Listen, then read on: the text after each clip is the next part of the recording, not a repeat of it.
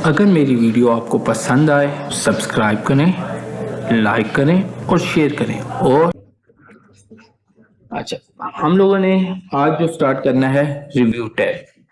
ठीक है, review tab में अगर हमने सबसे पहले हमारे पास आता है स्पेलिंग चेक।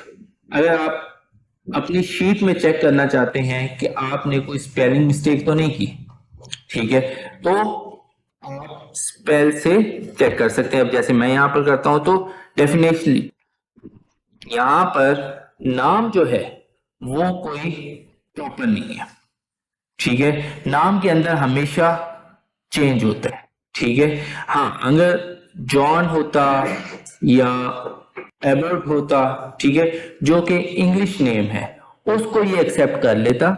अदरवाइज जो मुस्लिम्स नेम है, हिंदी नेम्स हैं, इनको ये एक्सेप्ट नहीं करता। इसकी डिक्शनरी में वो तमाम नेम्स जो हैं वो ग्रामर के लिहाज से गलत है। ठीक है, तो इसी वजह से यहां पर देखो कि पहला नाम उसने, ठीक है, फिर आगे इसी तरह हर नाम के अंदर वो मिस्टेक निकाल रहा है। ठीक है, तो हमारे पास जो अब अगर हम यहां पर देखें कि फीमेल और मेल में कोई मिस्टेक तो नहीं है, हम इसको सिलेक्ट करते हैं जेंडर से लेकर यहां तक और फिर चेक करते हैं you have got to mean के इसके अंदर कोई मिस्टेक नहीं है। हाँ, अगर मैं यहां पर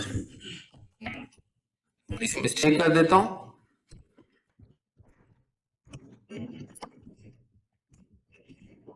चेक करता हूं, ठीक है, क्यों अभी क्यों नहीं,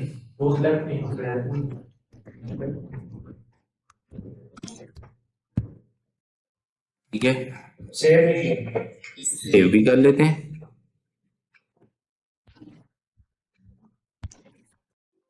भी नहीं, कोई नहीं कर रहा है,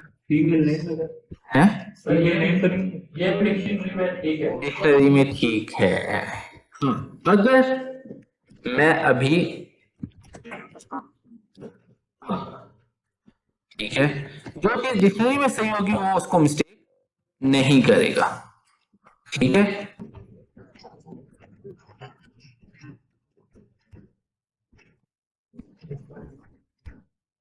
अभी देखो क्या है, मैंने यहां पर मेल की जगह, ठीक है, अब वो कह रहा है कि भाई आप यहां पर चेक करें कि आपके डिक्शनरी के हिसाब से ये वर्ड्स बनते हैं, उससे मिलते जुलते हैं। ठीक है, लेकिन हमारा यहां पर क्या है, मेल है। हम यहां पर आके मेल लिखेंगे। इसी तरह अगर उसका अल्टरनेटिव मीनिंग चाहिए तो यहां से, ठीक है, कि नाउन के हिसाब से उसको मेल को मैन कहते हैं और मैन को मेल कहते हैं। ठीक है, अगर स्टेटिकल पॉइंट ऑफ व्यू से इसको वर्कशीट को देखना है तो वर्कबुक को आप यहां से कर सकते हैं। ठीक है, अगर आपने ट्रांसलेट करना है, अब मैं यहां पर आता हूं,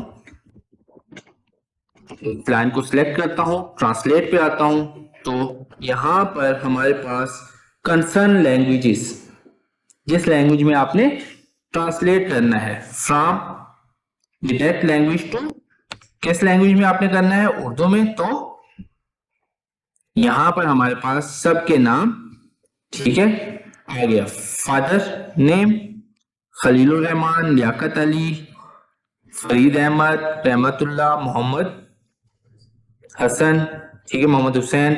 यहां से आप इसको वो कर सकते हैं। अगर आप यहां से किसी और लैंग्वेज को सिलेक्ट करें, ठीक है, अब मैं हिंदी को सिलेक्ट करता हूं तो हिंदी में देखते हैं,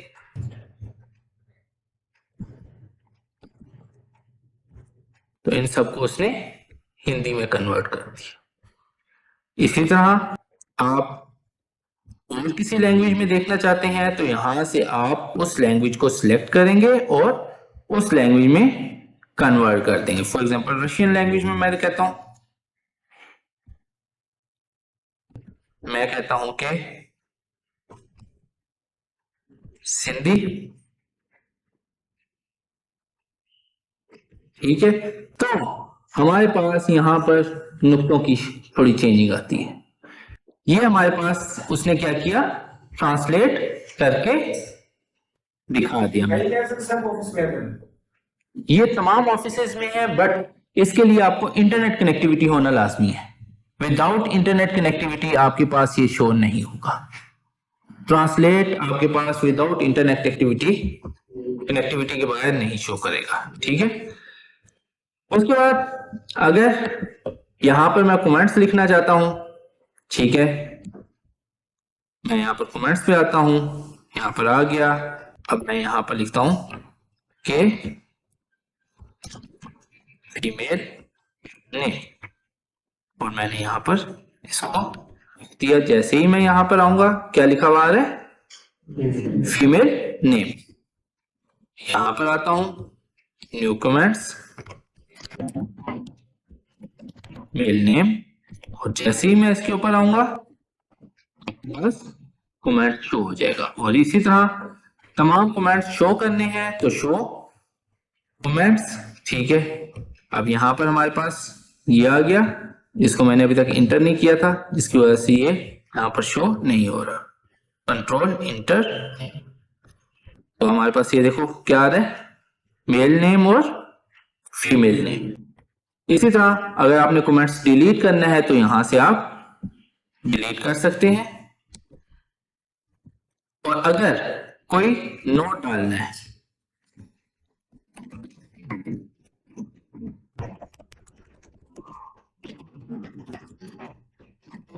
तो अब जब हम इसके ऊपर जाएंगे तो ऑटोमेटिकली इसका नोट शो होगा। ठीक है, एक कमेंट्स होते हैं और एक नोट होता है। ठीक है, कमेंट्स हम कोई भी चेंजिंग के लिए वो कर सकते हैं, और नोट जो होता है वो किसी स्पेसिफिक चीज के लिए होता है कि हमने बताना है कि इसके ऊपर कोई स्पेसिफिक। ठीक है, अब फॉर एग्जांपल जैसे हम कहते हैं कि हजरत खान, मैं कह देता हूं ये किसका नाम है, पठान का नाम है, पश्तून नेम। ठीक है, इसी तरह हमारे पास कुछ नाम ऐसे होते हैं, ठीक है, जो मेल भी होते हैं और फीमेल भी होते हैं। जैसे कि कोई नाम है इशरत, अख्तर, अख्तर बीबी, ठीक है, अख्तर हुसैन, इस तरीके से। अब फॉर एग्जांपल इसका नाम है अख्तर, ठीक है, अब बीबी वगैरह मैंने आगे नहीं लिखा, लेकिन जैसे ही मैं इस पे आऊंगा तो ये क्या है, फीमेल नेम। ठीक है, कि ये जो है कौन है, जेंडर इसका फीमेल है। अगर हमारे पास यहाँ पर जेंडर होता ही ना, तो अगर जेंडर नहीं है तो फिर मुझे कैसे पता लगे ये मेल नेम है या फीमेल नेम है, मैं इस पे नोट रख दूंगा। जैसे ही मैं इसके ऊपर माउस का कर्सर लेके जाऊंगा तो वो एकदम शो करेगा कि ये क्या है, फीमेल नेम है। जैसे ही मैं नीचे मूव करता हूं तो वो कर्सर खत्म हो जाता है। इसी तरीके से अगर हमने इस शीट को होम टैब में भी हमने देखा था, दोबारा देखते हैं कि इस शीट को अगर हमने प्रोटेक्ट करना है, प्रोटेक्ट कैसे होता है ये आपको याद होना चाहिए कि जब तक लॉक नहीं हो सेल। ठीक है, अब मैं क्या, ये लॉक है, ओके करता हूं, प्रोटेक्शन करता हूं, पासवर्ड नहीं लगाता, ओके। अब मैं इसमें मार्क्स भी नहीं चेंज कर सकता। ठीक है, मार्क्स भी चेंज नहीं कर सकता क्योंकि मैंने इसके ऊपर प्रोटेक्शन लगा दी है। मुझे नाम चेंज नहीं करना।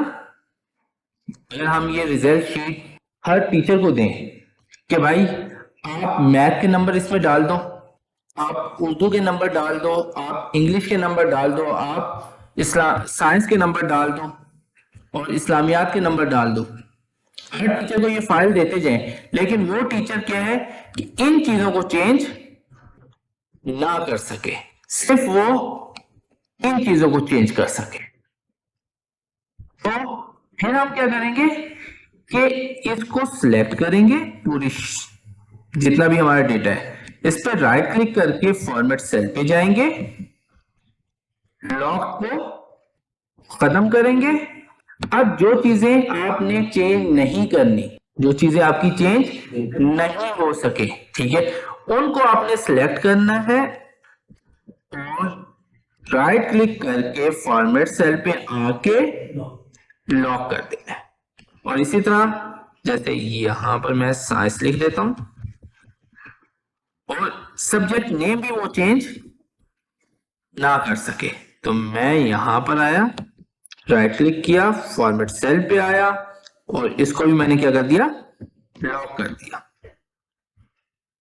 और प्रोटेक्शन शीट की, अब डेट ऑफ बर्थ चेंज नहीं कर सकता, लेकिन मैथ के नंबर में चेंज कर सकता हूं।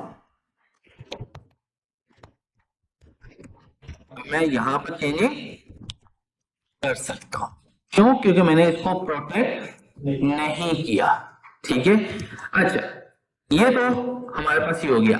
उसके बाद अगर पूरी की पूरी आप वर्कबुक, ये तो शीट हुई थी ना, अब मैं यहां पर नेक्स्ट शीट पे आता हूं, इसी को मैं कॉपी करता हूं और यहां पर आके पेस्ट करता हूं। अब मैं यहां पर प्रोटेक्ट शीट, तो जस्ट ये वाली शीट होगी, जस्ट ये वाली शीट होगी, इसको हम, सॉरी, तो अब यहां पर आप देखें ये सारे के सारे चीजें क्या होगी, डिसेबल होगी, लेकिन जैसे ही शीट 2 पे जाऊंगा क्या है, अनेबल है। शीट 1 पे ये डिसेबल है और शीट 2 पे ये अनेबल है। बट जैसे ही मैं वापस आता हूं शीट 1 पे और इसको मैं अनप्रोटेक्ट, हाँ, अगर मैं प्रोटेक्ट वर्कबुक करता हूं तो फिर इसको डिलीट करते हैं। अब मैं वर्कबुक पे आता हूं और अब क्या हुआ कि सिर्फ और सिर्फ इसने क्या कहा है कि आप किस चीज के ऊपर वो कर सकते हो, पासवर्ड लगा सकते हो, स्ट्रक्चर पे, ठीक है, बाकी चीजों पे नहीं है, बाकी चीजों पे नहीं है, ठीक है। स्ट्रक्चर जस्ट एक ढांचा जो सा होता है उसका, ठीक है, उस ढांचे को आप चेंज नहीं कर सकते, बाकी आप उसके अंदर सब चेंजिंग कर सकते हो, ठीक है। लेकिन प्रोटेक्ट शीट से आप उसकी राइट्स को कंट्रोल कर सकते हो। हाँ, अब अलाउ एडिट रेंज, ठीक है, अब आप रेंज यहां पर डिफाइन कर सकते हो अगर पूरी शीट प्रोटेक्ट हो गई है, ठीक है। आप अब कहते हो कि सर मैं बार बार आके, अब जैसे यहां से आके यहां तक मैंने डिफाइन किया, ठीक है, फिर ये चीजें डिफाइन की, ये किया ना, मैं कहता हूं नहीं, कंट्रोल ए, जैसे थी वैसे ही रहे, सारे क्या थे, लॉक थे। अब नई शीट में मैं आपको दिखाऊं तो मैं इस सेल को अगर जाके देखता हूं तो इसकी प्रोटेक्शन क्या है, लॉक है, ठीक है, इसकी प्रोटेक्शन क्या है, लॉक है। यहां पर मैं किसी और सेल पे जाता हूं, यहां पर जाता हूं जिसकी प्रोटेक्शन भी देखता हूं जाके, तो क्या है, लॉक है। अब यहां पर सारे सेल लॉक है, डिफाइंड लॉक होते हैं, ठीक है। अब मैं कहता हूं यार हर एक को जाके, ठीक है, अनलॉक करूं, इससे बेहतर है जो उनसे अनलॉक करने हैं उनकी मैं रेंज क्यों ना डिफाइन कर दूं, ठीक है, अलाउ एडिट रेंज, तो यहां से आके मैं अब रेंज डिफाइन कर दूंगा, ये पास, ठीक है। अब ये क्या है, रेफरेंस सेल, और मैं यहां से उनकी रेंज डिफाइन कर रहा हूं, मैं क्या कर रहा हूं, रेंज डिफाइन कर रहा हूं, तो यहां से क्या होगा, हमारे पास उनकी रेंज डिफाइन हो जाएगी, ठीक है। और यहां पर आप पासवर्ड देना चाहते हो तो पासवर्ड दे दो, तो ये हमारे पास रिव्यू टैब है।